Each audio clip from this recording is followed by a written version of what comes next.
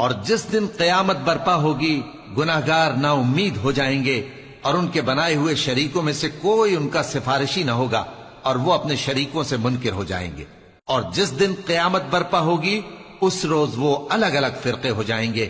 تو جو لوگ ایمان لائے اور عمل نیک کرتے رہے وہ بہشت کے باغ میں خوشحال ہوں گے، اور جنہوں نے کفر کیا اور ہماری آیتوں اور آخرت کی پیشی کو جھٹلایا وہ عذاب میں گرفتار کر کے لائے جائیں گے. تو جس وقت شام ہو اور جس وقت صبح ہو اللہ کی تسبیح کرو، یعنی نماز پڑھو.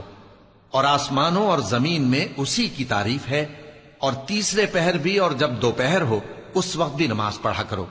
وہی زندہ کو مردے سے نکالتا ہے اور وہی مردے کو زندہ سے نکالتا ہے، اور وہی زمین کو اس کے مرنے کے بعد زندہ کرتا ہے، اور اسی طرح تم دوبارہ زمین میں سے نکالے جاؤ گے.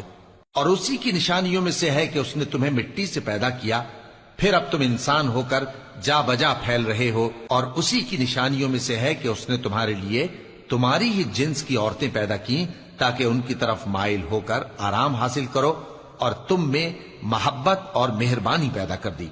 جو لوگ غور کرتے ہیں ان کے لیے ان باتوں میں بہت سی نشانیاں ہیں. اور اسی کی نشانیوں میں سے ہے آسمانوں اور زمین کا پیدا کرنا اور تمہاری زبانوں اور رنگوں کا جدا جدا ہونا. اہل دانش کے لیے ان باتوں میں بہت سی نشانیاں ہیں. اور اسی کی نشانیوں میں سے ہے تمہارا رات اور دن میں سونا اور اس کے فضل کا تلاش کرنا. جو لوگ سنتے ہیں ان کے لیے ان باتوں میں بہت سی نشانیاں ہیں.